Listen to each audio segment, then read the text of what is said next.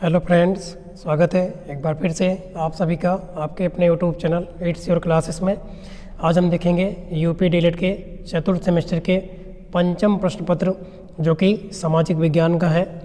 50 number के paper होता है। इसमें 15 नंबर तो केवल बहुविकल्पीय प्रश्न आते हैं। शेष जो आपके 35 नंबर बचते हैं उसमें आपके अति लघुत्तरीय और लघुत्तरीय प्रश्न आते हैं। तो चलिए करते हैं आज की क्लास को स्टार्ट। और इस क्लास में हम सभी प्रकार के प्रश्नों का सॉल्यूशन देखेंगे विथ फुल एक्सप्लेनेशन के साथ में, है ना। चाहे वो बहुविकल्पीय हो, चाहे अति लघुत्तरीय हो और चाहे लघुत्तरीय हो, सबको देखेंगे। क्लास थोड़ी सी लंबी हो सकती है बट आप एक बार वीडियो देखेंगे तो आपको लगेगा कि हाँ आपने कुछ सीखा। चलिए देखिए पहला क्वेश्चन क्या दिया गया है। पहला क्वेश्चन क्या दिया गया है कि आर्य समाज की स्थापना किसने की थी। तो आर्य समाज की जो स्थापना की गई है वो की गई है स्वामी दयानंद सरस्वती जी के द्वारा, ठीक है। और कब पूछ ले कब किया था इन्होंने, तो 1875 ईस्वी में इन्होंने मुंबई में आर्य समाज की स्थापना की थी स्वामी दयानंद सरस्वती जी ने। अगला क्वेश्चन देखिए, रौलट एक्ट कानून किस वर्ष बनाया गया। देखिए एक आर्य समाज आता है, एक आपका ब्रह्म समाज। और जो ब्रह्म समाज है उसकी स्थापना की थी राजा राम मोहन राय ने, इसे भी आप याद रखेंगे। अगला क्वेश्चन देखिए, रौलट एक्ट कानून किस वर्ष बनाया गया। तो जो रौलट एक्ट कानून है ये कब बनाया गया, तो 1919 ईस्वी को बनाया गया, ठीक है, जिसे काला कानून भी कहा जाता है, ठीक है। काले कानून के नाम से भी जानते हैं रौलट एक्ट को। अगला क्वेश्चन देखिए, बारदौली सत्याग्रह का नेतृत्व किसने किया। तो ये किया था लौह पुरुष को के नाम से जिनको जाना जाता है वो है सरदार वल्लभ भाई पटेल, ठीक है। इन्होंने बारदौली सत्याग्रह का नेतृत्व किया था। अगला क्वेश्चन देखिए आप, जलवायु को प्रभावित करने वाले प्रमुख कारक क्या हैं। तो जलवायु के इन सभी में से कौन कौन से कारक हैं जो कि प्रभावित करेंगे। तो वो वायु का प्रचलन है, मतलब चलना, समुद्र की धाराएं, पर्वतों की स्थिति। तो ये सभी के सभी जो है जलवायु में क्या कर सकते हैं, प्रभावित कर सकते हैं जलवायु को। तो हम कह सकते हैं उपरोक्त सभी के सभी सही होगा, ऑप्शन नंबर द। अगला क्वेश्चन देखें आप, क्या दिया है, भारत का प्रमुख कुटीर उद्योग है। तो भारत का जो प्रमुख कुटीर उद्योग है वो खादी वस्त्र भी है, मशीन वस्त्र भी है, कालीन भी है। तो इसमें भी आपका जो आंसर होगा दा वाला सही होगा, उपरोक्त सभी। अगला क्वेश्चन देखें, देवा शरीफ मेला किस जनपद में लगता है। तो जो यहाँ पे देवा शरीफ का मेला है ये उत्तर प्रदेश राज्य के कहाँ पे लगता है, बाराबंकी में। कहाँ पे लगता है, उत्तर प्रदेश राज्य के बाराबंकी में, बाराबंकी ज़िले में क्या लगता है, देवा शरीफ का मेला लगता है। अगला क्वेश्चन देखेंगे आप, निम्न में से कौन रबी की फसल नहीं है। तो रबी की फसल इसमें से कौन सी नहीं है। तो जो रबी की फसल है ये धान नहीं है, ठीक है ना, ये रबी की फसल नहीं है। चना, गेहूँ, सरसों ये आप देखे होंगे एक साथ बोए जाते हैं लगभग, है ना, एक ही टाइम पीरियड में। तो ये रबी की फसलें हैं। जो धान है ये आपके खरीफ की फसल हो जाएगी, रबी की फसल नहीं है। अगला है अंतर्राष्ट्रीय मुद्रा कोष, जिसको शॉर्टकट में क्या बोलते हैं इंग्लिश में, IMF, इंटरनेशनल मॉनेटरी फंड बोलते हैं। इसकी जो स्थापना हुई थी ये कब हुई थी, तो 1944 में हुई थी, याद रखेंगे। 1944 ईस्वी में IMF मतलब कि अंतर्राष्ट्रीय मुद्रा कोष की स्थापना की गई थी। अगला क्वेश्चन देखिए आप, ये रहा अगला क्वेश्चन, कोलार सोने की खान कहाँ स्थित है। तो ये तो सबको याद होगा, है ना, इम्पॉर्टेंट है, ईजी भी है। कहाँ पे है, कर्नाटका में। कहाँ पे है, कर्नाटका, है ना। आप लोगों ने KGF मूवी देखी होगी, वहाँ पे कोलार सोने के खान के बारे में दिखाया गया है, जो कि कहाँ पे है, कर्नाटका में।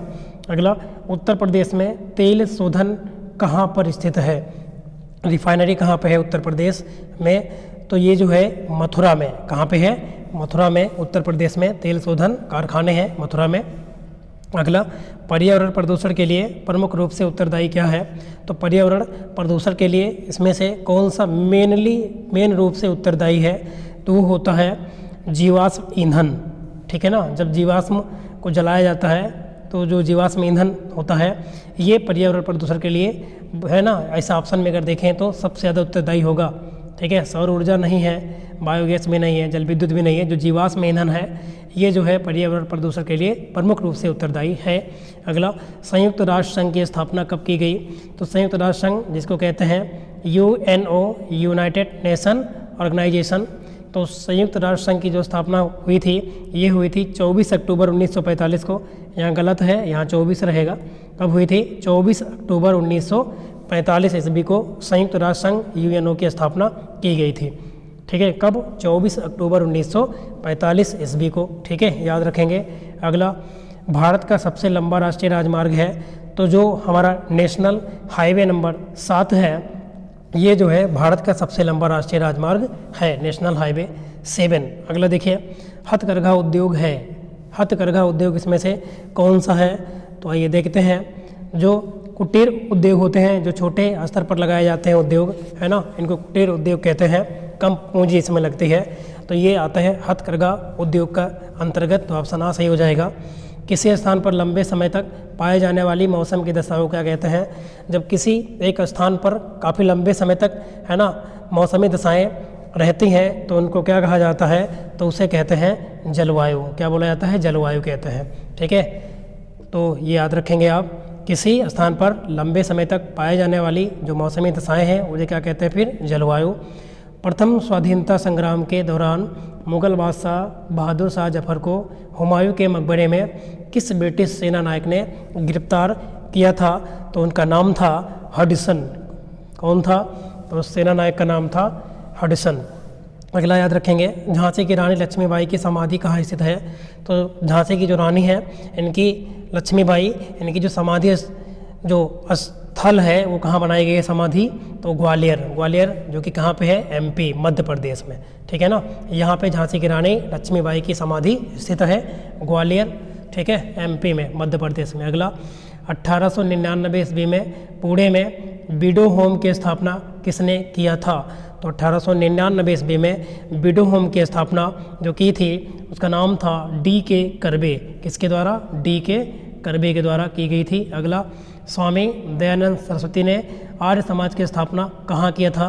तो अभी पहले ही क्वेश्चन में हमने आपको बताया था कहाँ पे किया था, सॉरी जयपुर थोड़ी ना होगा, मुंबई। कहाँ पे? मुंबई। और कब की थी? तो 1875 ईस्वी में, याद रखेंगे। ठीक है, आर्य समाज की स्थापना स्वामी दयानंद सरस्वती जी ने की थी मुंबई में 1875 ईस्वी में। चलिए अगला क्वेश्चन लेते हैं हम। ये रहा क्वेश्चन, 2021 के क्वेश्चन चल रहे हैं। ठीक है, 15 क्वेश्चन आते हैं, आपको पता है बहुविकल्प पे। भारतीय राष्ट्रीय कांग्रेस के प्रथम अध्यक्ष कौन थे? तो भारतीय राष्ट्रीय कांग्रेस की स्थापना अगर पूछा जाए कब हुई थी, तो 1885 ईस्वी में हुई थी। ये याद रखेंगे कि स्थापना कब हुई थी? 1885 ईस्वी में। और इसके जो पहले अध्यक्ष थे उनका नाम था व्योमेश चंद्र बनर्जी। कौन है? व्योमेश चंद्र बनर्जी। अगला देखिए, गदर पार्टी का संस्थापक कौन था? तो जो गदर पार्टी के जो संस्थापक हैं उनका नाम है लाला हरदयाल। कौन थे? लाला हरदयाल थे। ठीक है, गदर पार्टी के संस्थापक। अगला क्वेश्चन देखिए, हिंद स्वराज का लेखक कौन है? तो हिंद स्वराज जो पुस्तक है इसके जो लेखक हैं वो है महात्मा गांधी जी। ठीक है ना। अगला देखिए, काकोरी कांड में किसे फांसी नहीं दी गई? तो जो काकोरी ट्रेन डकैती हुई थी इसमें जो है किसको फांसी नहीं दी गई थी? तो उनका नाम है ममथनाथ, अजीब सा नाम है। राम प्रसाद बिस्मिल, अशफाक उल्ला खां और राजेंद्र लाहिड़ी, इन्होंने जो है काकोरी लखनऊ के पास में पड़ता है, यहाँ पे ट्रेन में डकैती हुई थी और इसमें राम प्रसाद बिस्मिल, अशफाक उल्ला खां और राजेंद्र लाहिड़ी इनको फांसी दी गई थी, लेकिन जो ममथनाथ थे इनको इसमें सब फांसी नहीं दी गई थी। अगला क्वेश्चन देखिए क्या दिया है, कैबिनेट मिशन भारत कब आया? तो जो कैबिनेट मिशन है ये जो भारत है ये कब आया था? तो आप याद रखेंगे 1946 ईस्वी में कैबिनेट मिशन भारत आया था। अगला देखिए, काला सोना किसे कहा जाता है? तो काला सोना किसे कहते हैं? तो कोयले को काला सोना कहा जाता है। अगला क्वेश्चन देखिए, जबकि द्रव सोना किसे कहते हैं? तो पेट्रोलियम को द्रव सोना कहते हैं। अगला देखिए, भारत का मैनचेस्टर किसे कहा जाता है? तो भारत का जो मैनचेस्टर है वो कहा जाता है अहमदाबाद को। किसे कहते हैं? अहमदाबाद को। ठीक है ना। जबकि अगर बात करें उत्तर भारत का मैनचेस्टर तो ये क्या है? कानपुर है। किसको कहते हैं? कानपुर को। और जब भारत का पूछे तो अहमदाबाद को। अगला क्वेश्चन देखें 27 नंबर, 2011 की जनगणना के अनुसार उत्तर प्रदेश साक्षरता की दृष्टि से किस स्थान पर है? तो 2011 की जनगणना हुई थी तो उसके अनुसार उत्तर प्रदेश की जो साक्षरता पाई गई है ना, किस स्थान पे थी? अन्य राज्यों की तुलना में अगर देखी जाए तो वो थी 29वें स्थान पर। कितने पर? 29वें। अगला, भारत की सबसे प्राचीन पर्वत श्रृंखला कौन सी है? तो भारत की सबसे प्राचीन पर्वत श्रृंखला जो है कहाँ पे है? अरावली। कहाँ पे है? अरावली, जो कि राजस्थान के माउंट आबू में पाई जाती है।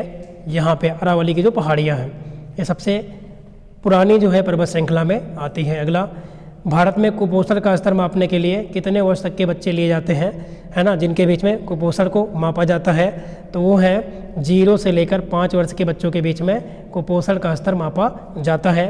अगला क्वेश्चन देखिए, अगला क्वेश्चन ये रहा, क्या दिया गया है यहाँ पे, संयुक्त राष्ट्र संघ की स्थापना संस्था, संयुक्त राष्ट्र संघ मतलब यूएनओ की एक संस्था है जिसका नाम है यूनिफेम। इसका जो मुख्य कार्य क्या है, तो जो यूनिफेम है इसका जो मुख्य कार्य है वो है महिला सशक्तिकरण एवं लैंगिक समानता को बढ़ावा देना। याद रखेंगे, महिला सशक्तिकरण एवं लैंगिक समानता को बढ़ावा देना, ये संयुक्त राष्ट्र संघ की संस्था यूनिफेम का क्या है, कार्य है। अगला देखिए, सत्यार्थ प्रकाश किसकी रचना है, तो जो सत्यार्थ प्रकाश है ये रचना है स्वामी दयानंद सरस्वती जी की, जिन्होंने आर्य समाज की स्थापना की थी मुंबई में 1875 ईस्वी में। अगला क्वेश्चन देखिए, जबकि जो राजा राम मोहन राय है इन्होंने ब्रह्म समाज की स्थापना की थी। अगला देखिए, जलियांवाला बाग हत्याकांड किसने करवाया, तो ये तो फेमस है, सबको याद होगा, जनरल डायर। किसने करवाया था, तो जनरल डायर। अगला क्वेश्चन देखिए, कब हुआ था अगर पूछे, तो 13 अप्रैल 1919 ईस्वी को जलियांवाला बाग हत्याकांड हुआ था, जिसमें ये जो कांड है ये जनरल डायर के द्वारा करवाया गया था। भारत छोड़ो आंदोलन का प्रारंभ किया गया, कब किया गया, भारत छोड़ो आंदोलन का प्रारंभ तो 1942 ईस्वी से जो है भारत छोड़ो आंदोलन का प्रारंभ किया गया था। अगला क्वेश्चन देखिए, उत्तर प्रदेश में उच्च न्यायालय स्थित है, उत्तर प्रदेश में जो हाई कोर्ट है वो कहाँ पर स्थित है, तो वो स्थित है इलाहाबाद। कहाँ पर स्थित है, इलाहाबाद। अगला क्वेश्चन देखिए, उत्तर प्रदेश का मैनचेस्टर किसे कहा जाता है, तो मैंने अभी आपको बताया था कि अगर उत्तर भारत का पूछ ले या उत्तर प्रदेश का, भारत नहीं उत्तर प्रदेश का मैनचेस्टर, तो वो कहा जाता है कानपुर को, जबकि भारत का मैनचेस्टर क्या होता है, तो अहमदाबाद को कहते हैं। अगला, अशोक चक्र में कितनी तीलियां हैं, तो ये भी आपको आता ही होगा, बहुत ईजी है। कितनी तीलियां हैं, 24 तीलियां हैं। प्रदूषण के प्रकार हैं, तो प्रदूषण के वायु प्रदूषण भी, ध्वनि भी, जल भी, मतलब हम कह सकते हैं ये सभी प्रदूषण के ही प्रकार हैं, ठीक है ना। वायु के द्वारा भी प्रदूषण होता है, जल के द्वारा भी, ध्वनि के द्वारा, सभी के द्वारा। हिंदुस्तान रिपब्लिक एसोसिएशन का गठन किसने किया, तो हिंदुस्तान रिपब्लिक एसोसिएशन का जो गठन है ये किया था राम प्रसाद बिस्मिल जी ने।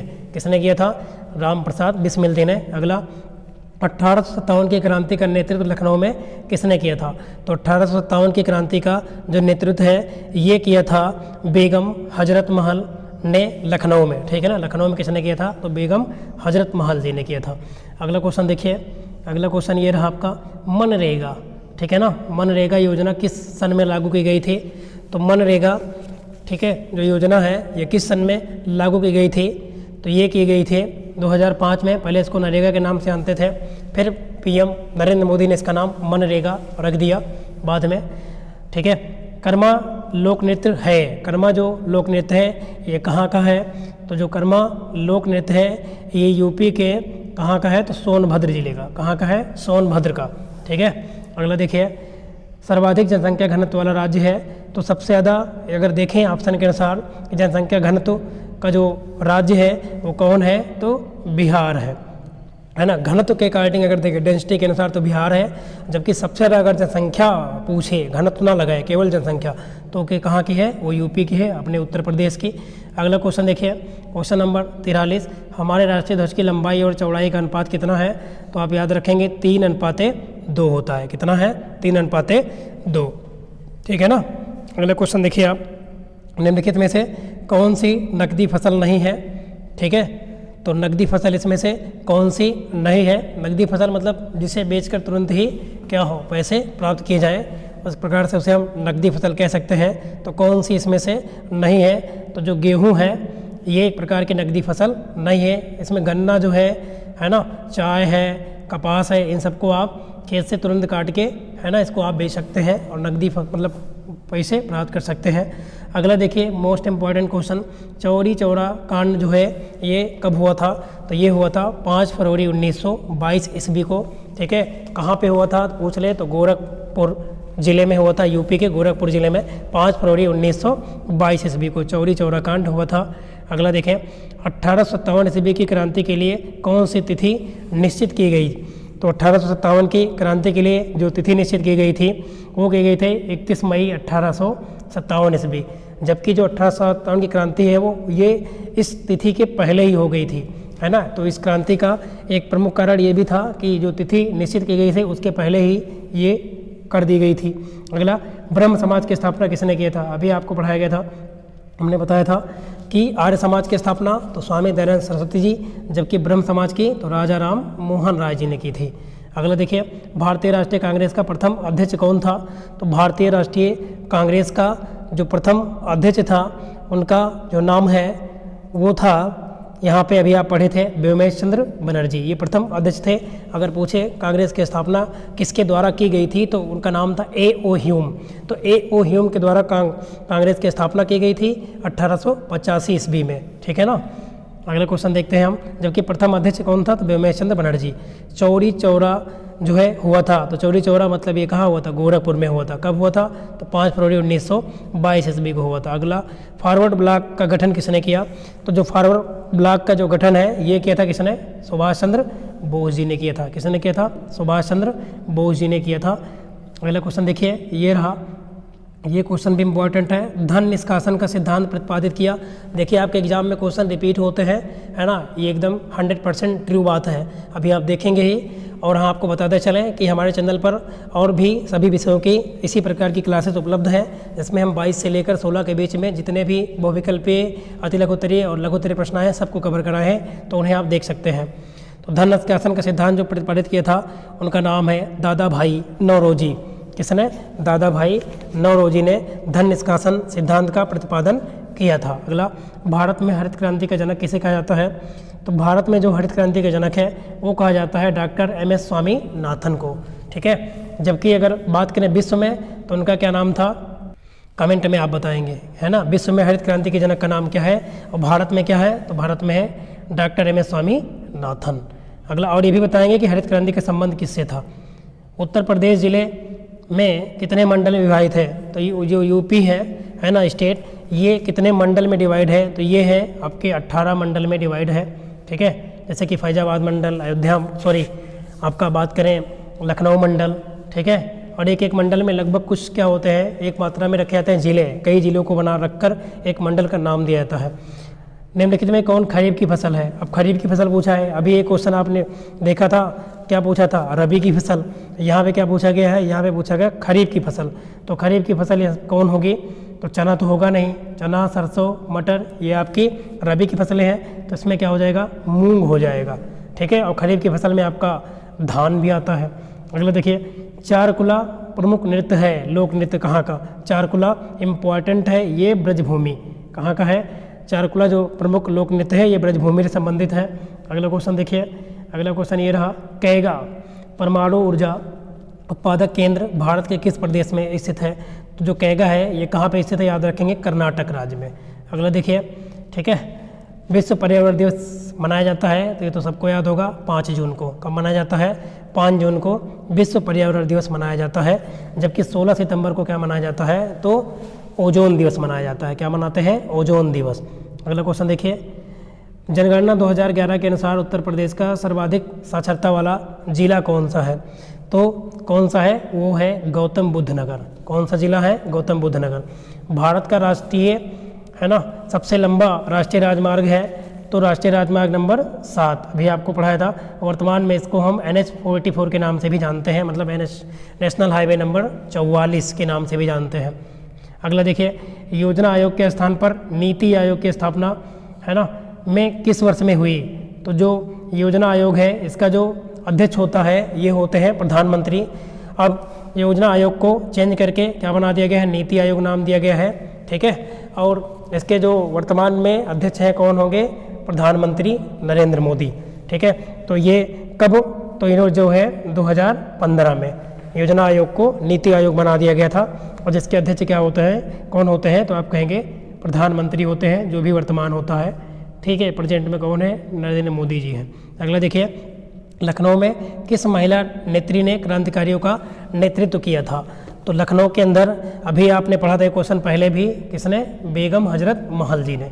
अगला देखिए, राजा कुंवर सिंह संबंधित थे, तो राजा कुंवर सिंह जो है ये कहाँ से संबंधित थे? जगदीशपुर से, ठीक है ना। कहाँ से? जगदीशपुर।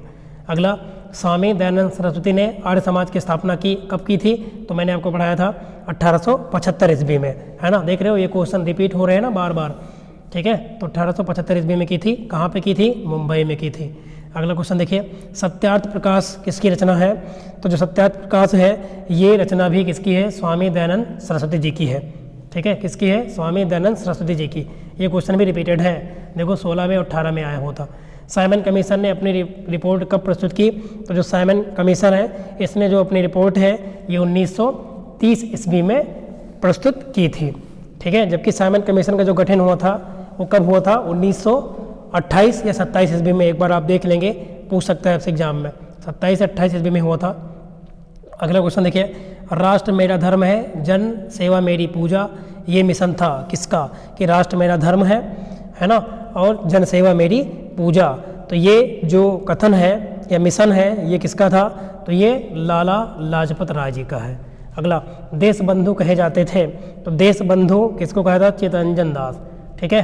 किसको? चित्तरंजन दास को। अगला क्वेश्चन देखिए, जबकि फॉरवर्ड ब्लॉक का गठन सुभाष चंद्र बोस जी ने किया था, ये भी याद रखेंगे। अगला, भारत के प्रथम उप प्रधानमंत्री थे, ठीक है। तो उप प्रधानमंत्री कौन थे भारत के प्रथम? तो उनका नाम क्या था? उनका नाम था, जो जिन्हें लौह पुरुष के नाम से भी जानते हैं, सरदार वल्लभ भाई पटेल, जिन्होंने बारदौली सत्याग्रह का जो है नेतृत्व भी किया था। अगला देखिए, किसी स्थान पर लंबे समय तक पाए जाने वाली मौसमी दशा को क्या कहते हैं? देखो ये क्वेश्चन फिर रिपीट हुआ। तो लंबे समय तक जब मौसमी दशाएं किसी एक स्थान पर पाई जाती है तो उसे कहते हैं जलवायु। क्या बोलते हैं? जलवायु। सुनामी घटना घटित हुई थी, तो सुनामी जो घटना है ये 2004 ईस्वी में घटित हुई थी। अगला देखिए, अगला क्वेश्चन ये रहा। अगला क्वेश्चन थोड़ा सा जूम करते हैं ताकि क्लियर दिखे। ये रहा क्वेश्चन, क्या है? अब 2018 क्वेश्चन चल रहे हैं इस समय, ठीक है। बॉक्साइट किस धातु का अयस्क है? तो जो बॉक्साइट होता है ये जो होता है किसका अयस्क होता है? तो आप तो पढ़े होंगे किसका होता है? एल्युमिनियम का। किसका है? एल्युमिनियम का। बॉक्साइट एल्युमिनियम का अयस्क होता है।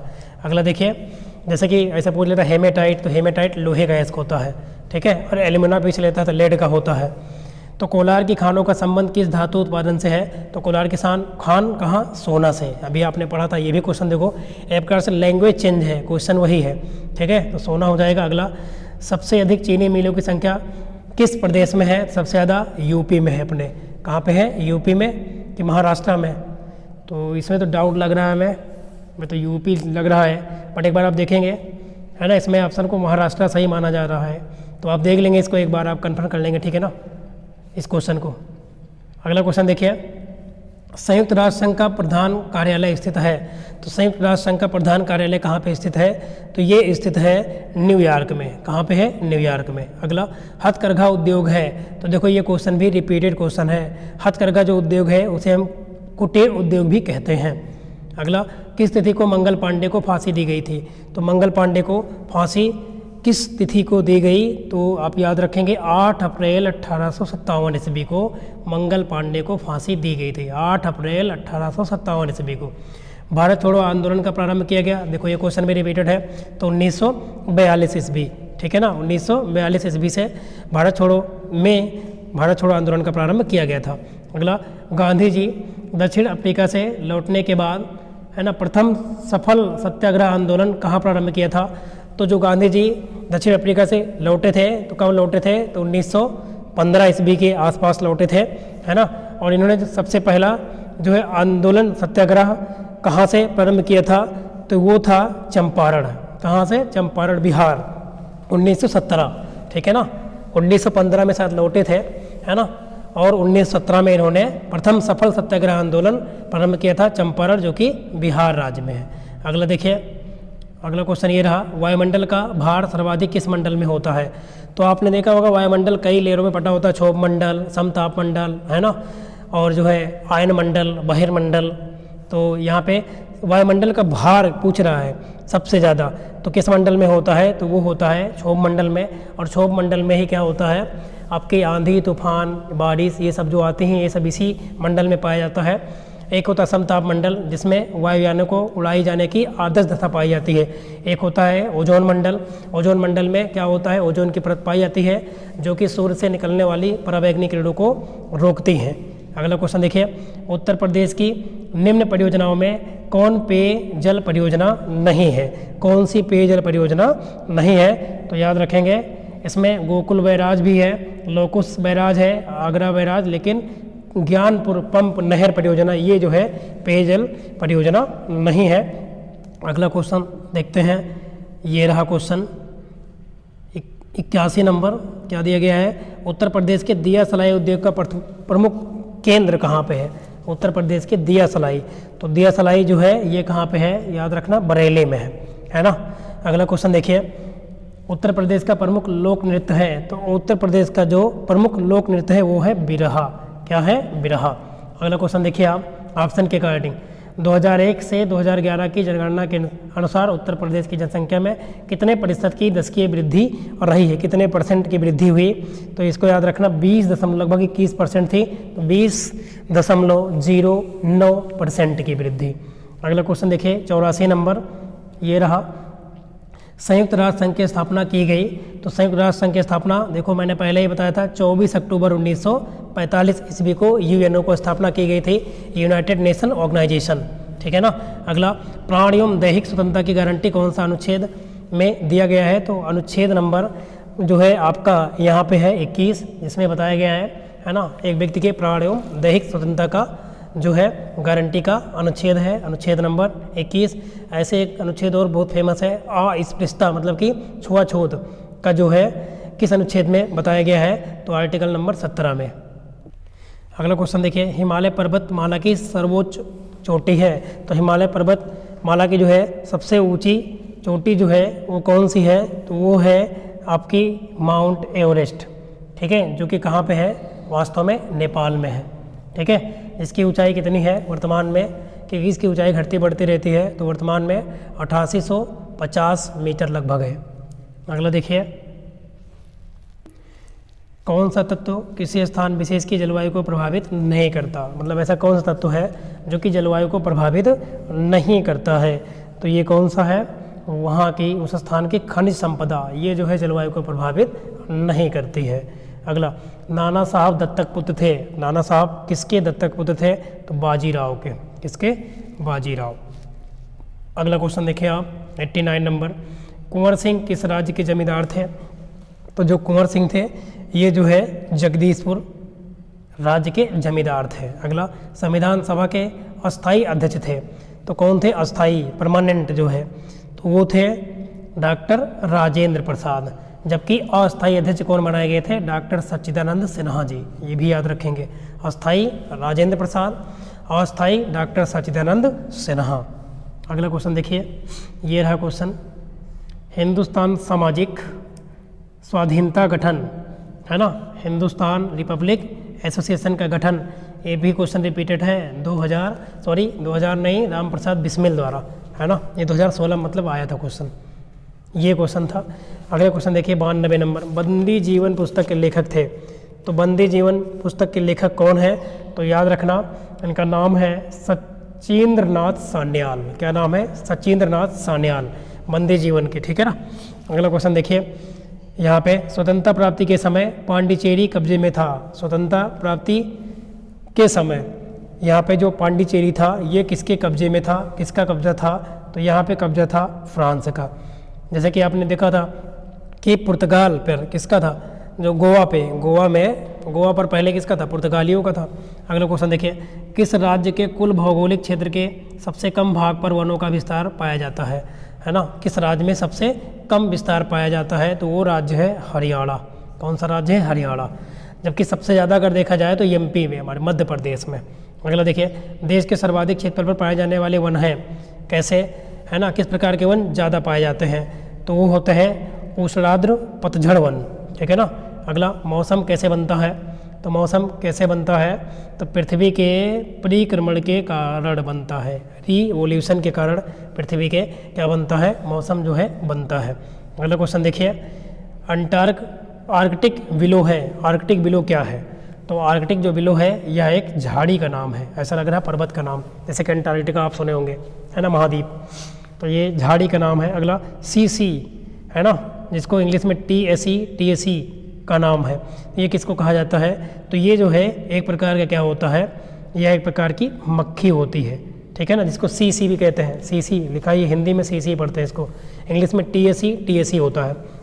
मलेरिया की दवा कुनैन, तो जो मलेरिया की दवा कुनैन है आपको याद होगा, ये तो रिपीटेड क्वेश्चन है बहुत, मतलब ये कई बार ये क्वेश्चन ऐसा पूछा था, सिनकोना के वृक्ष से, ठीक है। तो ये रहा क्वेश्चन इतना। अगला क्वेश्चन देखिए, अब 2016 के चल रहे हैं क्वेश्चन इस समय, और ये लास्ट क्वेश्चन है, देख रहे हो पूरा कंप्लीटेड हो गया। पंचशील सिद्धांतों में सबसे महत्वपूर्ण है, पंचशील सिद्धांत में सबसे महत्वपूर्ण है, तो आइए देखते हैं सबसे महत्वपूर्ण क्या है पंचशील के सिद्धांत में। ये आपका लास्ट क्वेश्चन भी है, तो ये है यहाँ पे शांतिपूर्ण सह अस्तित्व तथा समानता और पारस्परिक कार्य, ऑप्शन नंबर 22 में सही हो जाएगा, ठीक है। अगला, प्रथम स्वतंत्रता संग्राम के प्रमुख नेता थे, ये देखो ये क्वेश्चन थोड़ा सा और देख लेते हैं, कुछ हमने और लिया है क्वेश्चन, तो क्या थे? दादा भाई नौरोजी, ठीक है। कौन थे? दादा भाई नौरोजी थे। अगला क्वेश्चन देखिए, रानी लक्ष्मीबाई, रानी लक्ष्मीबाई का संबंध किस राज्य से था?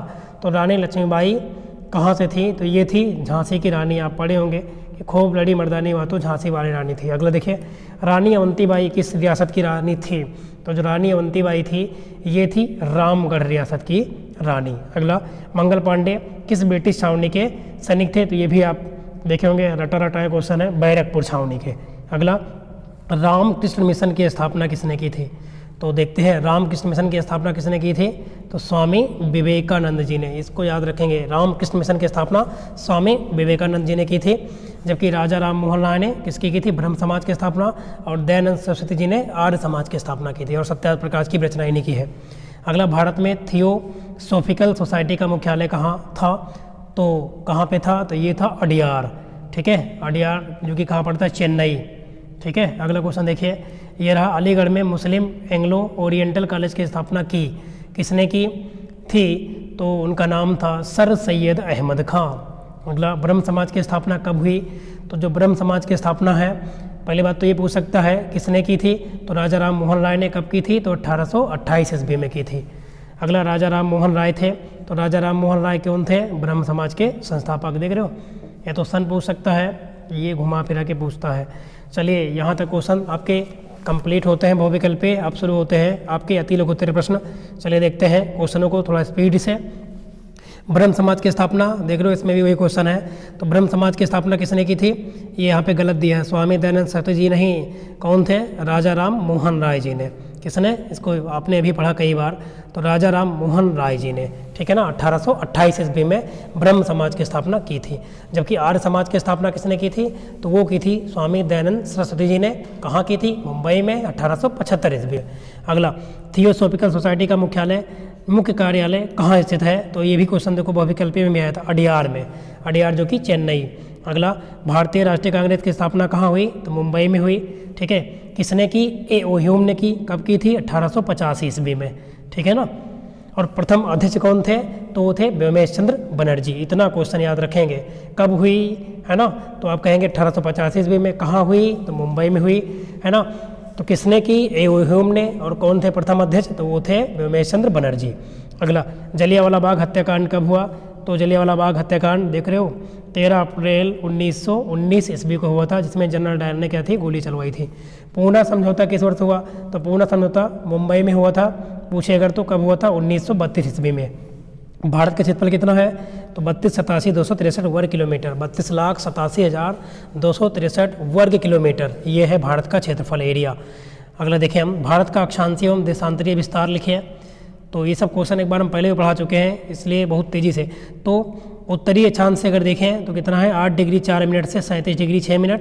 जबकि देशांतरीय विस्तार कितना है? पूर्वी देशांतरीय 68 डिग्री 7 मिनट से लेकर 97 डिग्री 25 मिनट।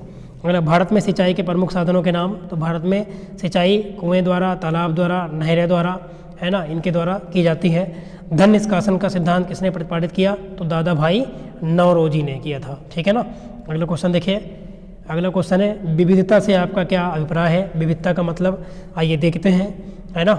तो भारत में भौतिक, सामाजिक, भाषा, रीति रिवाज, त्यौहार और उसकी विविधता है। इन सबके अंतस्थ में एक मूलभूत एवं सांस्कृतिक क्या है? एकता है। एकदम ईजी है। अगला, राष्ट्रीय पक्षी का नाम, तो राष्ट्रीय पक्षी क्या है? मोर है। गैर सरकारी संगठन का अर्थ लिखिए, इंपॉर्टेंट क्वेश्चन है। गैर सरकारी संगठन, जिसको NGO भी कहते हैं, ऐसे व्यक्तिगत संगठनों को कहा जाता है जो बिना लाभ के धार्मिक, वैज्ञानिक, सांस्कृतिक, लोकोपकारी, तकनीकी, आर्थिक उद्देश्यों से गठित होते हैं। कौन? जैसे कि NGO है ना, जो कि क्या होते हैं? सरकारी नहीं होते, गैर सरकारी होते हैं। ऐसे संगठनों में ना तो सरकारी करार होता है और ना ही वे प्रत्यक्ष रूप से सरकार के साथ सहभागिता करते हैं। ठीक है। अगला देखिए, सूचना का अधिकार किस वर्ष में लागू किया गया? मतलब राइट टू इंफॉर्मेशन, RTI 2005 में। जबकि अगर RTE पूछे, ठीक है ना, तो RTE मतलब राइट टू एजुकेशन, तो 2009 आपके बताएंगे। लिंगानुपात किसे कहते हैं? तो लिंगानुपात किसे कहते हैं? 1000 पुरुषों के पीछे स्त्रियों की संख्या के अनुपात को लिंगानुपात कहते हैं।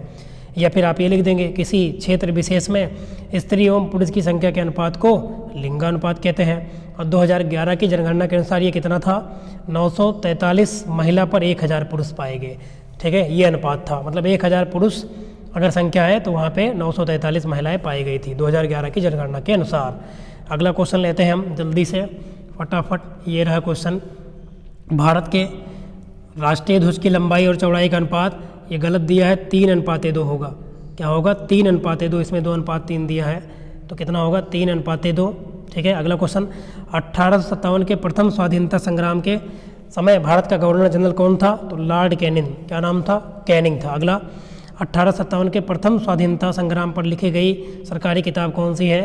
तो ये लिखी गई थी BD सावरकर के द्वारा। इसका नाम था the Indian war of independence, the Indian war of independence. ठीक है, याद रखेंगे। 1857 की जो क्रांति है, इससे एक क्वेश्चन, एक या 2-3 क्वेश्चन आपके एग्जाम में देखने को मिलेंगे।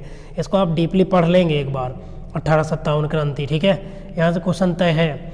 साइंटिफिक सोसाइटी की स्थापना किसने की? तो सर सैयद अहमद ने 1864 ईस्वी में। अगला, स्वामी विवेकानंद के बचपन का नाम क्या था? नरेंद्र नाथ दत्त था। क्या था? स्वामी विवेकानंद के बचपन का नाम नरेंद्र नाथ दत्त। बंगाल विभाजन के समय भारत का वायसराय कौन था? तो लॉर्ड कर्जन। और बंगाल विभाजन पूछ ले कब हुआ था? तो बंगाल विभाजन हुआ था 1905 ईस्वी में। जबकि मुस्लिम लीग की स्थापना पूछे तो मुस्लिम लीग की स्थापना हुई थी 1906 ईस्वी में। ठीक है, ये सब याद रखेंगे आप। अगला क्वेश्चन देखिए, 1911 में दिल्ली में आयोजित दिल्ली दरबार में इंग्लैंड का कौन सम्राट सम्मिलित हुआ था? तो उसका नाम था जॉर्ज पंचम। क्या नाम था? जॉर्ज पंचम। इसके पहले जो है कौन थी राजधानी भारत की? तो कोलकाता थी। 1911 में कहाँ ट्रांसफ़र हुई? 1911 में दिल्ली दरबार लगा और ये दिल्ली बनाई गई 1912 में राजधानी भारत की।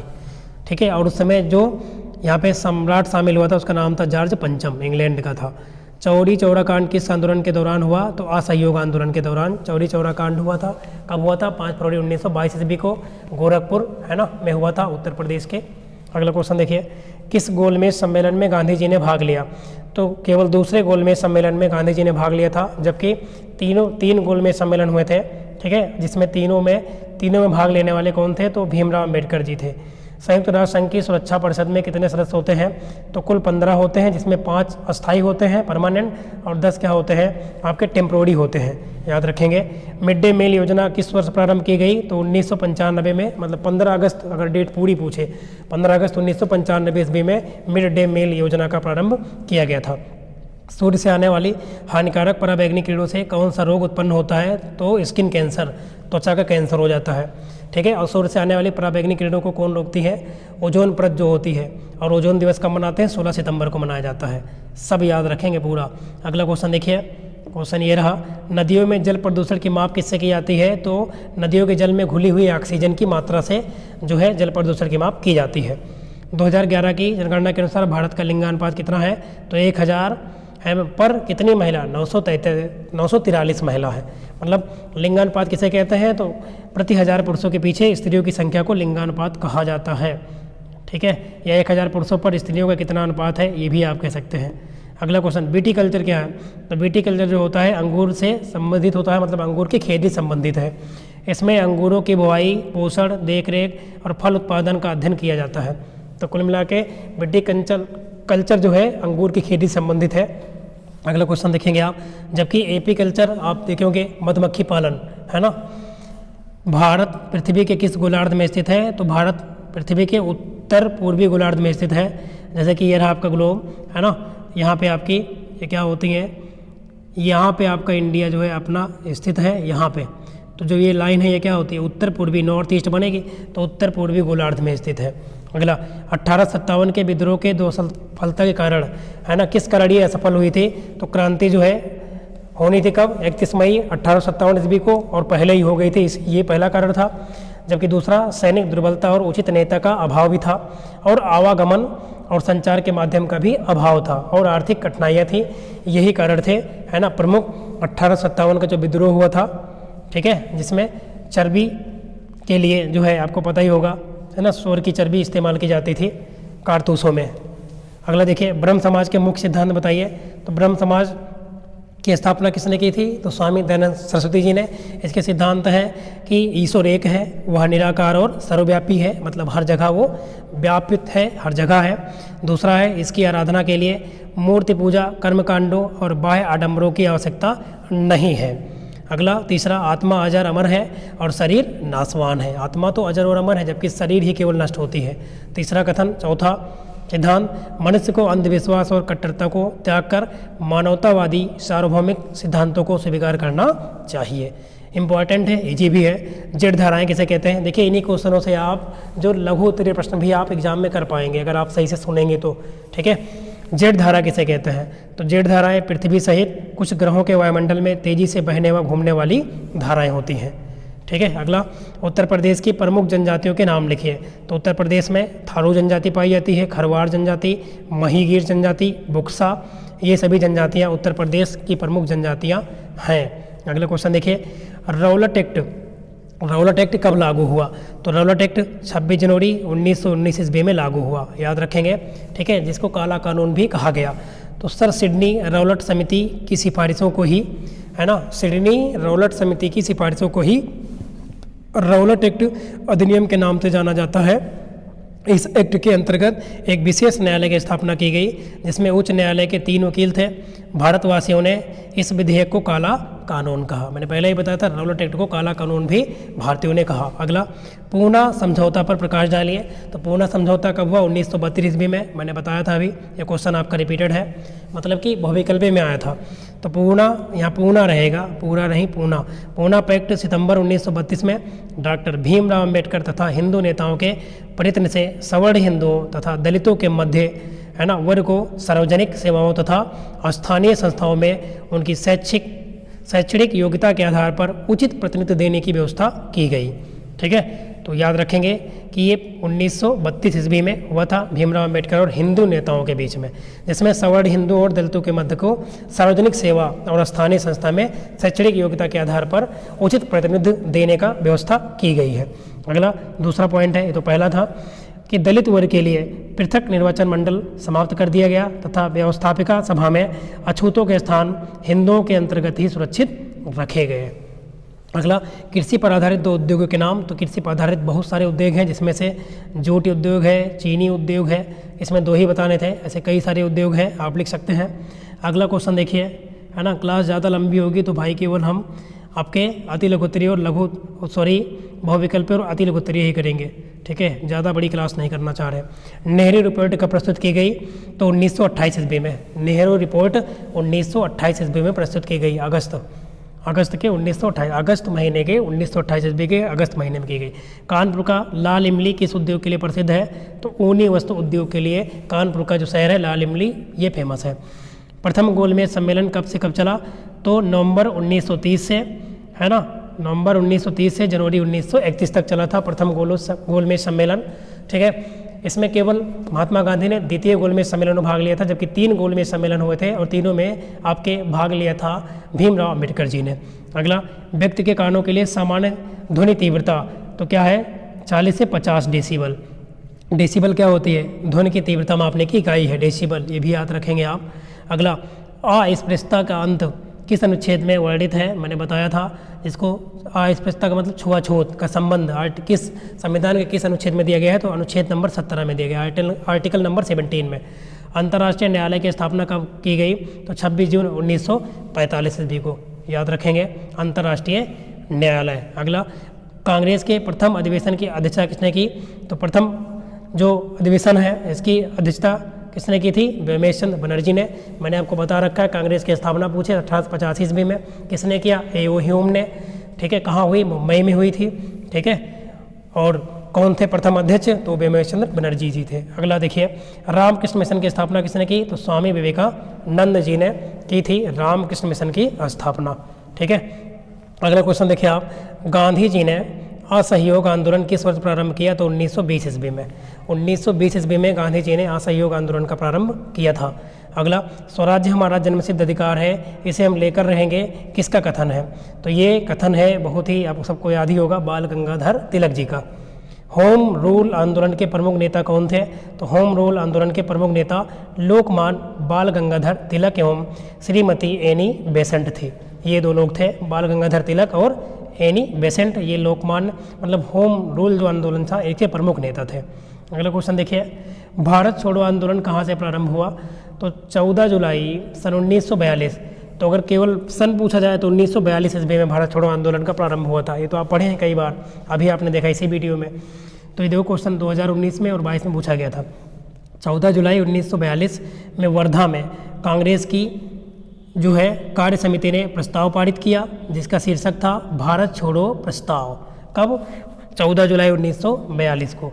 इस प्रस्ताव में ये कहा गया कि यदि अंग्रेज भारत पर से अपना नियंत्रण हटा लें तो भारतीय जनता विदेशी आक्रमणकारियों के विरुद्ध अपना योगदान देने को तैयार है, मतलब उनकी तरफ हो जाएगी भारतीय जनता। और 8 अगस्त 1942 को मुंबई अधिवेशन में कुछ संशोधनों के साथ कांग्रेस कार्य समिति ने यह प्रस्ताव स्वीकार कर लिया।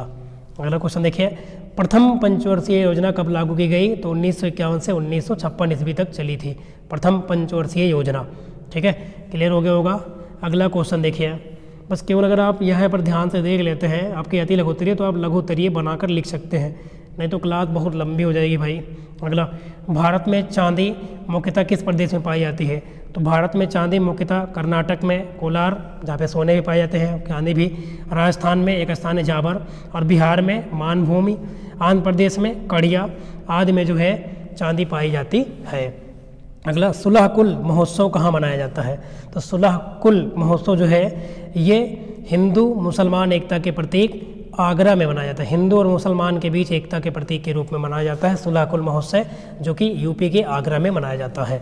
अगला, विश्व ओजोन दिवस कब मनाया जाता है? तो मैंने पहले ही बताया था 16 सितंबर को ओजोन दिवस मनाया जाता है। अगला क्वेश्चन देखेंगे, आलू उत्पादन में उत्तर प्रदेश का कौन सा स्थान है?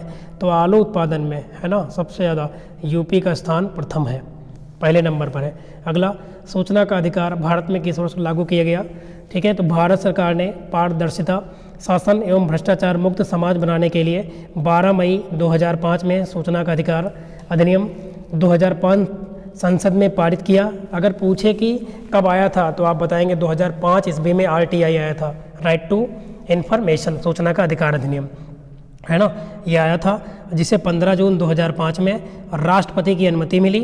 कब मिली? 15 जून 2005 को राष्ट्रपति की अनुमति मिली, और अंततः लास्ट में 12 अक्टूबर 2005 को यह कानून जम्मू कश्मीर को छोड़कर, केवल जम्मू कश्मीर को छोड़कर बाकी पूरे देश में ये लागू कर दिया गया था, RTI, राइट टू इन्फॉर्मेशन। ठीक है, जबकि अगर शिक्षा का अधिकार अधिनियम पूछे तो 2009 है। ठीक है, RTI। उत्तर प्रदेश का सबसे कम जनसंख्या घनत्व वाला जिला कौन सा है? तो कौन सा है? ललितपुर।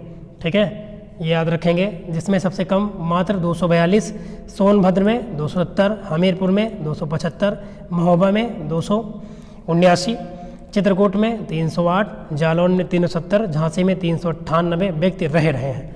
ठीक है, अगला देखिएगा, सबसे कम इसमें कौन सा हुआ? 242, ललितपुर। ठीक है ना। अगला देखिए, भारत में पवन ऊर्जा के उत्पादन में कौन सा भारत का राज्य अग्रणी है पवन ऊर्जा के उत्पादन में? तो वो राज्य है तमिलनाडु, तमिलनाडु। अगला क्वेश्चन देखिए, लिंगानुपात से क्या तात्पर्य है? देख रहे हो कितनी बार क्वेश्चन पूछा गया है। तो लिंगानुपात या लिंग का अनुपात से तात्पर्य किसी क्षेत्र विशेष में पुरुष एवं स्त्री की संख्या के अनुपात को कहते हैं। और जो भारत है 2011 की जनगणना के अनुसार यह अनुपात कितना था? 943 स्त्रियों पर 1000 पुरुष थे। अगला देखिएगा, एकदम ईजी है। अगला देखिएगा, राष्ट्रीय आंदोलन के प्रथम चरण के उदारवादी आंदोलन के प्रमुख नेता कौन थे? तो वो थे दादा भाई नौरोजी, ठीक है, जिन्होंने धन निष्कासन का सिद्धांत भी दिया था। महादेव गोविंद रानडे, फिरोज शाह मेहता, सुरेंद्र नाथ बनर्जी, दिनेश वाचा, योगेश चंद्र बनर्जी, गोपाल कृष्ण गोखले और मदन मोहन मालवीय, ये सभी राष्ट्रीय आंदोलन के प्रथम चरण के उदारवादी आंदोलन के क्या थे? प्रमुख नेता थे। अगला क्वेश्चन देखिए, गांधी जी ने आंदोलन क्यों स्थगित कर दिया? तो उत्तर प्रदेश के गोरखपुर जिले में, है ना, चौरा चौरी नामक स्थान पर 5 फरवरी 1922 को एक भयानक घटना घटित हुई और चौरा चौरी कांड के नाम से चर्च इस घटना के अगर देखा जाए, है ना, इस घटना के अंतर्गत भीड़ ने पुलिस के 21 जवान थानेदार को थाने में बंद करके आग लगा दी और चौरी चौरा कांड से गांधी जी इतने आहत हुए कि उन्होंने शीघ्र ही असहयोग आंदोलन जो कि 1920 से 1922 जो चलना था, इसको समाप्त करने का निर्णय कर लिया। ठीक है, तो ये था। अगला, सबने अवज्ञा आंदोलन के प्रमुख कारण क्या थे? प्रमुख कार्यक्रम क्या थे? सबने अवज्ञा आंदोलन के प्रमुख कार्यक्रम कौन कौन से थे? तो पहला, आइए देखते हैं। गांधी जी ने 5 अप्रैल को डांडी पहुंचकर, मतलब गुजरात, 6 अप्रैल को नमक कानून तोड़ दिया। ठीक है, आंदोलन का कार्यक्रम इस प्रकार निश्चित किया गया कि नंबर 1, प्रत्येक गांव गैर कानूनी नमक लाए या बनाए, मतलब हर एक गांव गैर कानूनी क्या करे? नमक को लाए या फिर उसे बनाए। बहनों को मादक पदार्थों की दुकानें, अफीम के अड्डों तथा विदेशी कपड़ों की दुकानें पर धरना देना चाहिए। ये इसके प्रमुख कार्यक्रम थे सबने अवज्ञा आंदोलन के। प्रत्येक घर में बूढ़े व युवक सभी तकली चलाकर सूत काटें, विदेशी वस्त्र जला दिए जाएं, हिंदू छुआछूत की भावना का त्याग करें। ठीक है, और सरकारी कर्मचारी अपने पदों से त्यागपत्र देकर अपना जीवन जनसेवा में लगाएं। ये सबने अवज्ञा आंदोलन के प्रमुख कार्यक्रम थे। क्वेश्चन इंपॉर्टेंट है, इजी भी है, अगर सही से देखा जाए तो बहुत इजी है। जिन्ना ने गांधी पर क्या आरोप लगाया था? तो जिन्ना ने गांधी जी के नेतृत्व की वैधता पर ही आरोप लगा दिया। जिन्ना ने लिखा था कि जब तक आप प्रतिनिधि की हैसियत प्राप्त नहीं कर लेते, तब तक आपके द्वारा किसी भी प्रतिनिधि की हैसियत से हस्ताक्षर करने का सवाल नहीं उठता है। ये जिन्ना ने गांधी जी पर आरोप लगाया था। ठीक है, अगला, लाला लाजपत राय की मृत्यु किन कारणों से हुई थी? तो लाला लाजपत राय भारतीय राष्ट्रीय कांग्रेस में गरम दल के 3 नेताओं लाल बाल पाल में से एक थे। ठीक है ना, सन 1928 ईस्वी में इन्होंने साइमन कमीशन के विरुद्ध एक प्रदर्शन में हिस्सा लिया जिसके दौरान क्या हुआ? लाठी चार्ज हुई और ये बुरी तरह से घायल हो गए और 17 नवंबर 1928 को इनकी मृत्यु हो गई। तो लाला लाजपत राय ये क्या थे? भारतीय राष्ट्रीय कांग्रेस में गरम दल के 3 नेता लाल बाल पाल में से एक थे, मतलब लाल बहादुर शास्त्री। क्यों? कि लाला लाजपत राय। ठीक है ना, ये अलग अलग नाम है लाल बाल पाल, इसको एक बार आप देख लेंगे। ये तीन लोग थे, इनमें से एक ये थे। ठीक है, इन्होंने साइमन जो कमीशन 1927 में बना और 28 में भारत आया। ठीक है, इसके विरुद्ध इन्होंने क्या किया था? एक प्रदर्शन में हिस्सा लिया और इसमें ये लाठी चार्ज के दौरान इनकी बहुत अच्छे से धुलाई हुई, मतलब कि बुरी तरह घायल हो गए बेचारे, और 17 नवंबर 1928 को इनकी मृत्यु हो गई। तो ये गरम दल के नेता थे। अगला क्वेश्चन देखिए, ये रहा क्वेश्चन, स्वतंत्र भारत की प्रमुख उपलब्धियां क्या थी? तो आज़ादी के बाद भारत की प्रमुख उपलब्धियां, नंबर 1, शिक्षा और डिजिटल इंडिया, है ना, भारतीय इतिहास में महिलाओं की शक्ति, स्वतंत्रता के बाद से अर्थव्यवस्था में कैसे बदलाव हुए, मतदान का अधिकार, प्रौद्योगिकी और अंतरिक्ष के विविध कार्यक्रम, विविधता में एकता, उत्पादन के मामले में, और 8वां है भारतीय रेलवे का नेटवर्क, और 9वां है भारतीय सशस्त्र बल आदि। इन सभी को जो है ये स्वतंत्र भारत की प्रमुख क्या थी? उपलब्धियाँ थी। यूनेस्को का पूरा नाम अंग्रेजी में लिखते हुए उसका अर्थ हम बताइए। तो यूनेस्को का पूरा नाम क्या होता है? United Nation Education Scientific and Cultural Organisation. क्या है? United Nations Educational Scientific and Cultural Organisation, ये यूनेस्को का पूरा नाम है। इसका कार्य क्या होता है? तो इसका कार्य शिक्षा, प्रकृति, समाज, विज्ञान, संस्कृति तथा संचार के माध्यम से अंतर्राष्ट्रीय शांति को बढ़ावा देना है, अंतर्राष्ट्रीय कानून के अनुसार झगड़ों का निपटारा करना है। और इसका उद्देश्य क्या है? तो शिक्षा एवं संस्कृति के अंतर्राष्ट्रीय सहयोग से शांति एवं सुरक्षा की स्थापना करना, ये यूनेस्को का क्या है? प्रमुख उद्देश्य है। ठीक है, चलिए आगे कुछ क्वेश्चन और देखते हैं। ठीक है, इम्पॉर्टेंट, और उसके बाद जो है क्लास को करते हैं क्लोज। भारत के अंतर्गत कौन कौन से द्वीप समूह आते हैं?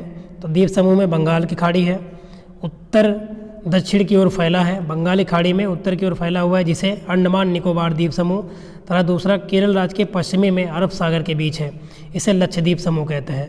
तो दो में है अंडमान निकोबार द्वीप समूह और लक्षद्वीप समूह। अंडमान निकोबार में छोटी छोटी पहाड़ियाँ हैं तथा अधिकांश भूमि क्या है, इसकी ढालू है, घने जंगल है, जहाँ नारियल क्या होता है खूब मात्रा में पाया जाता है, मतलब पैदा होता है। अगला, भारतीय जलवायु को प्रभावित करने वाले कारक बताइए। तो भारतीय जलवायु को क्या क्या प्रभावित करता है? अक्षांशीय स्थिति उसकी, समतल से ऊंचाई, पर्वतों की दिशा, सागरीय प्रभाव, पवन की दिशा, वायुमंडलीय दबाव, जल स्थल वितरण, धरातलीय बनावट, ये सभी भारतीय जलवायु को प्रभावित करने वाले कारक हैं। अगला, प्राकृतिक आपदाएं कौन कौन सी होती हैं? तो भूकंप का आना नेचुरली है, बाढ़ का आना, महामारी, ये सभी प्राकृतिक आपदाएं के उदाहरण हैं। अगला क्वेश्चन देखिए, चक्रवात को और किन नामों से जाना जाता है? तो चक्रवात को वातचक्र, बवंडर, झंझावत, घूर्णवायु आदि के नाम से भी जाना जाता है। अगला, पराबैंगनी किरणों से होने वाले दो घातकीय बीमारियों के नाम लिखिए। तो पहला तो त्वचा का कैंसर, स्किन कैंसर, और दूसरा सनवर्ग का मुख्य कारण होती है, आँखों के लिए हानिकारक होती है। क्या होती है? आँखों के लिए भी बहुत ज़्यादा हानिकारक होती है। ठीक है, अगला क्वेश्चन देखिए, उत्तर प्रदेश में मिट्टी का उपयोग किन कार्यों में होता है? तो नंबर 1 कई कार्यों में होगा, क्योंकि मिट्टी का तो कई बार पेड़ पौधे मिट्टी के जल के साथ खनिज लवण का अवशोषण करते हैं एवं जल तथा कार्बन डाइऑक्साइड की सहायता से सूर्य को प्रकाश की उपस्थिति में अपना भोजन स्वयं बनाते हैं। मिट्टी का उपयोग बर्तन निर्माण जैसे सुराही, ये दूसरा है, मटके बनाना, कुल्हड़ में किया जाता है, और मिट्टी का प्रयोग ईंट बनाने में किया जाता है, जिससे घर बनाए जाते हैं, भवन बनाए जाते हैं। अगला, अरिहंत बांध परियोजना किस प्रदेश, किस जिले तथा किस नदी पर स्थित है? तो यूपी में ही है अरिहंत बांध परियोजना। उत्तर प्रदेश के सोनभद्र जिले के रेणुकूट शक्तिनगर मार्ग पर पिपरी पर स्थित है। यह रिहंद नदी को बांधकर बनाया गया है। तो कहाँ पे है? सोनभद्र जिले में है। ठीक है ना। अगला क्वेश्चन देखिए, थियोसॉफिकल सोसाइटी की स्थापना किसके द्वारा की गई? तो ये आपने अभी देखा था, पहले ही पढ़े थे आप, किसके द्वारा किया था, है ना, H.S. ओलकट, मतलब कि हेनरी स्टील ने इतने नवंबर को, मतलब कि 17 नवंबर 1875 को न्यूयॉर्क में थियोसॉफिकल सोसाइटी की स्थापना की थी। अगला, यंग इंडिया नामक समाचार पत्र किसके द्वारा निकाला जाता था? तो यंग इंडिया एक साप्ताहिक पत्रिका थी जिसे गांधी जी द्वारा प्रकाशित किया जाता था। पत्रिका किसमें निकलती थी? ये यंग इंडिया इंग्लिश में, मतलब अंग्रेजी में निकाली जाती थी। चलिए अगला क्वेश्चन देखते हैं हम। ये रहा अगला क्वेश्चन, 1857 ईस्वी के स्वतंत्रता संग्राम के कारण क्या थे? तो ईसाई धर्म का प्रचार, जातिवाद की उपेक्षा, चर्बी लगे कारतूसों का प्रयोग, भेदभाव नीति, कोटी उद्योग धंधों का विनाश, ये सभी 1857 ईस्वी के स्वतंत्रता संग्राम के क्या थे? कारण थे। रानी अवंतीबाई कौन थे? तो यह रामगढ़ के शासक, आप पढ़े थे भविकल्पीय में, विक्रमादित्य की पत्नी थी, जिनकी मृत्यु के पश्चात अंग्रेजों ने उनका कोई उत्तराधिकारी न होने के कारण उन्हें रामगढ़ से हटा दिया। श्रीमती एनी बेसेंट मूलतः कहाँ की निवासी थी? तो ये थी आयरिश की निवासी। कहाँ की थी? आयरिश की निवासी थी श्रीमती एनी बेसेंट जी। अखिल भारतीय कांग्रेस की स्थापना कब हुई? इसकी स्थापना का श्रेय किसको दिया जाता है? तो इसकी स्थापना हुई थी, मैंने बताया था, 1885 ईस्वी को, और ये किसने किया था? तो A.O. ह्यूम को दिया जाता है। ठीक है, इसके प्रथम अध्यक्ष कौन थे अगर पूछा जाए तो वो तो कौन थे? बेमेश चंद्र बनर्जी थे। अगला देखिए, राष्ट्रीय उदारवादी आंदोलन के प्रमुख नेता कौन थे? तो इनका नाम था सुरेंद्र नाथ बनर्जी, के मित्रा और पृथ्वीचंद्र राय, ये थे। अगला क्वेश्चन, सविनय अवज्ञा आंदोलन के प्रमुख कार्यक्रम बताइए। तो यह जो कार्यक्रम है 12 मार्च 1930 को नमक सत्याग्रह की शुरुआत हुई थी और 6 अप्रैल 1930 को ये नमक कानून तोड़ा गया था। तो सविनय अवज्ञा का आंदोलन का जो प्रारंभ है 12 मार्च 1930 को हुआ था और जो है 6 अप्रैल 1930 ईस्वी को ये तोड़ा गया था, मतलब ये खत्म हुआ था। मानसूनी जलवायु की सबसे बड़ी विशेषता क्या है? इसमें ऋतुओं के परिवर्तन के अनुसार जलवायु दशाओं, तापमान, वायुदाब, हवाओं की दिशा, वर्षा आदि में क्या होता है? परिवर्तन होता है। जेट वायुधारा किसे कहते हैं? ये क्वेश्चन पहले भी पढ़े थे आप, फिर से देख लेते हैं एक बार। देख रहे हो, दो बार आया यहाँ पर, इसके बाद पहले भी आया था। तो वायुमंडल में बढ़ने वाली तेज हवा जो पश्चिम से पूर्व की तरफ बहती है उसे जेट वायुधारा कहते हैं। किधर बहती है? पश्चिम से पूरब की तरफ। प्राकृतिक संसाधन किसे कहते हैं? तो वे संसाधन जो प्रकृति में मुक्त रूप से पाए जाते हैं, जैसे कि कोयला है, पेट्रोलियम है आदि। अगला, उत्तर प्रदेश के किस जनपद में बांध परियोजना स्थित है? तो अभी आपने पढ़ा था रिहंद बांध, जो कि सोनभद्र जिले में है। अगला को रिहंद नदी पर बनाया गया है। अगला देखिएगा, चिपको आंदोलन का किस क्षेत्र में महत्वपूर्ण योगदान रहा? तो ये वन बचाओ अभियान में महत्वपूर्ण योगदान रहा। चिपको आंदोलन का संबंध किससे है ये कमेंट में आप बताएंगे, ठीक है ना, किससे है, बहुत इंपॉर्टेंट है, नाम है, बताएंगे आप चिपको आंदोलन। और ये कहाँ से इसकी प्रारंभ हुई थी भी बताएंगे। उत्तराखंड में शायद हुई थी, आप कमेंट में बताएं इनके नाम, ठीक है, ताकि आपका भी रिवीजन हो जाए। अब आपका शुरू होता है लघु उत्तरीय प्रश्न। इसमें भी 1-2 क्वेश्चन बताते हैं क्योंकि भाई क्लास बहुत लंबी हो गई। क्या है, उत्तर प्रदेश के संदर्भ में प्रमुख शक्ति के साधन बताइए। तो उत्तर प्रदेश में प्रमुख साधन निम्नलिखित है। नंबर 1 जल विद्युत केंद्र, प्रदेश में जल विद्युत केंद्र मोहम्मदपुर, खातिया, पथरी, रिहंद आदि। ताप में कौन कौन है, हरदुआगंज, पनकी, ओबरा, परेच्छा, अनपाड़ा, टाडा और ऊंचाहार में स्थित है। परमाणु ऊर्जा केंद्र कहाँ है यूपी में, तो कहाँ पे है, नरोरा, बुलंदशहर में है। और बहुउद्देशीय परियोजना की बात करें तो कहाँ कहाँ पे बनाई गई है, रिहंद बांध है, रिहंद बांध, शारदा परियोजना, रामगंगा, माता टीला, गंडक, घाघरा नदी परियोजना, मध्य गंगा नहर योजना, शारदा सहायक परियोजना, गोविंद बल्लभ सागर परियोजना, राजघाट बांध परियोजना। अगला क्वेश्चन देखिए, जैव विविधता किसे कहते हैं। तो जैव विविधता से तात्पर्य किसी स्थान विशेष पर पाए जाने वाले विभिन्न जंतुओं और उनकी प्रजातियों से है। तो क्वेश्चन में ज़्यादा नहीं लिखना, देख रहे हो ये लघु उत्तरीय प्रश्न है सभी, जितना पूछा जाए बस उतना ही लिख के आना है, ज़्यादा लिखने से नंबर नहीं मिलेगा। सही लिखें, कम लिखें, है ना, सटीक लिखें। भारत छोड़ो आंदोलन पर टिप्पणी लिखें। तो 14 जुलाई 1942 को वर्धा में आयोजित कांग्रेस कार्य समिति ने, ये देख रहे हो ये क्वेश्चन तो अभी आपने पढ़ा था, ठीक है, कब हुआ था, 9 अगस्त 1942 ईस्वी को इसकी शुरुआत हुई थी, किसकी, भारत छोड़ो आंदोलन की, याद रखेंगे आप। अगला क्वेश्चन देखो आप, भारत में ग्रामीण जीवन की स्थिति को समझाइए। तो भारत प्रमुख रूप से गाँवों का देश है, यहाँ पे बहुत सारे गाँव पाए जाते हैं। यहाँ की 70% जनसंख्या गाँव में निवास करती है और 30% जनसंख्या शहरी क्षेत्रों में। इसकी आजीविका का प्रमुख आधार क्या है, कृषि है। कृषि के अतिरिक्त ये पशुपालन, कुटीर उद्योग का भी कार्य करते हैं। हमारे देश की कृषि मुख्यतः वर्षा ऋतु पर निर्भर है। गांव शब्द आते ही हमारे दिमाग में एक ऐसा चित्र उभरता है जहां की आबादी सड़क, बिजली, पानी, शिक्षा, स्वास्थ्य इत्यादि मूलभूत सुविधाओं से क्या है, वंचित है। आज गांव की स्थिति में तेज़ी से बदलाव आ रहा है क्योंकि गांव के विकास के बगैर देश के विकास की कल्पना क्या है, अधूरी है। जब तक गांव में विकास नहीं होगा तब तक एक शहर में भी विकास हो नहीं सकता।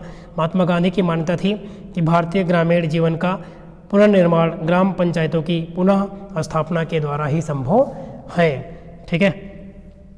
अगला क्वेश्चन देखिए, ये भी बहुत इंपॉर्टेंट है, ये रहा आपका अम्लीय वर्षा के कारण। तो अम्लीय वर्षा वायुमंडल में उपस्थित कार्बन डाइऑक्साइड मतलब CO2 गैस जैसे जल वाष्प से मिलकर, जब ये जल वाष्प से मिलती है तो कार्बनिक अम्ल बनाती है, जिसके कारण वर्षा के जल की प्रकृति सामान्यतया क्या हो जाती है, अम्लीय। उद्योगों, वाहनों तथा ताप बिजली घरों से निकली सल्फर और नाइट्रोजन के ऑक्साइड मतलब ये SO2 और NO2 वायुमंडल में सम्मिलित होते हैं। यह ऑक्साइड जलवाष्प व वर्षा के जल में घुलकर उनकी अम्लीयता को बढ़ाते हैं। पानी की ऐसी पानी की ऐसी वर्षा जिसमें अम्लता अधिक होती है अम्लीय वर्षा कहलाती है। तो मुख्य रूप से इसमें क्या होता है, सल्फर डाइऑक्साइड गैस और नाइट्रोजन डाइऑक्साइड गैस SO2 और NO2 गैस होती है। यही जलवाष्प के साथ मिलकर अम्लीय वर्षा बनाती है। अगला क्वेश्चन देखिए, ये रहा क्वेश्चन। अब ये हमारी तरफ से लास्ट क्वेश्चन रहेगा क्योंकि क्लास बहुत लंबी हो गई। संयुक्त राष्ट्र संघ की स्थापना कब हुई, इसके प्रमुख उद्देश्य क्या है। देख रहे हो कितनी बार पूछा गया, 21 में, 22 में, 17 में। या फिर संयुक्त राष्ट्र संघ का गठन बताइए, क्या उद्देश्य हैं इसके। तो आइए देखते हैं। या फिर ये क्वेश्चन, ठीक है। तो प्रथम विश्व युद्ध के पश्चात, प्रथम विश्व युद्ध कब हुआ था, 1914 से 1918 के बीच चला था, आपको पता ही होगा।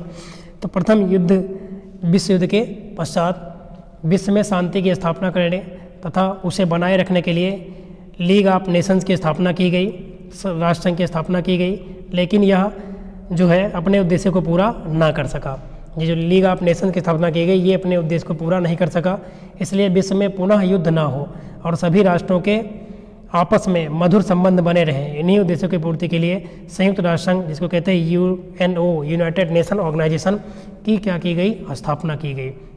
अगला क्वेश्चन देखिएगा, इसी में का पार्ट 20वीं शताब्दी के प्रारंभ में उग्र राष्ट्रीयता की भावना पनपने के कारण 2 विश्व युद्ध हुए, जिसके फलस्वरूप है ना विभिन्न देशों के लोग इस बात पर विचार करने लगे कि भविष्य में युद्ध ना हो। तो कुल मिला के दोबारा भविष्य में ऐसा युद्ध ना हो, है ना, विश्व युद्ध, इसके लिए UNO की स्थापना की गई।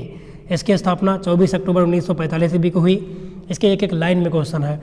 यह सह-अस्तित्व, सहयोग, आंतरिक मामलों में हस्तक्षेपण, अनाक्रामक तथा शांतिपूर्ण ढंग से विश्व समस्याओं के समाधान का पोषक है। इसके एक विभाग यूनेस्को का मुख्य कार्य यही है। इस संबंध में यूनेस्को की प्रस्तावना में कहा गया है कि सरकारों के एकमात्र आर्थिक और राजनीतिक व्यवस्था पर आधारित शांति, ऐसी शांति कदापि नहीं हो सकती जिससे विश्व की जनता पर निरंतर सर्वसम्मत और सच्चा सहयोग प्राप्त हो सके। इस कारण शांति स्थापना का आधार मानव जाति की बौद्धिक एवं नैतिक एकता होनी चाहिए। आगे प्रस्ताव में कहा गया कि चूँकि युद्ध मनुष्यों के मस्तिष्क में उपजता है, अतएव मतलब इसलिए मनुष्यों के मस्तिष्क में ही शांति की किलेबंदी करनी होगी। तब से यह शांति की दिशा में प्रयासरत है। यूएनओ, यूनाइटेड नेशन ऑर्गेनाइजेशन, जिसकी स्थापना 24 अक्टूबर 1945 ईस्वी को हुई थी। ठीक है, अब भाई कुछ क्वेश्चन बचे हैं जिन्हें आप खुद से पढ़ लेंगे, क्योंकि इतना हमने आपके लिए मेहनत की, थोड़ा सा आप मेहनत कर लेंगे। क्लास बहुत लंबी हो जाएगी, इसलिए हम क्लास को यहीं पर करते हैं इसका एंड। चलिए, तो आप देखते रहें, लगातार वीडियो कनेक्ट रहें, और जो भी आपके दोस्त कोई भी हो किसी भी सेमेस्टर में या टीचिंग से रिलेटेड तैयारी करता है तो आप हमारे चैनल को सब्सक्राइब कर सकते हैं। ठीक है, तो चलिए, जिससे भविष्य में आपको हेल्प मिलती रहेंगी। तो चलिए, आप लगातार बने रहें। आपने वीडियो को पूरा वॉच किया, इसके लिए आप सभी का बहुत बहुत धन्यवाद।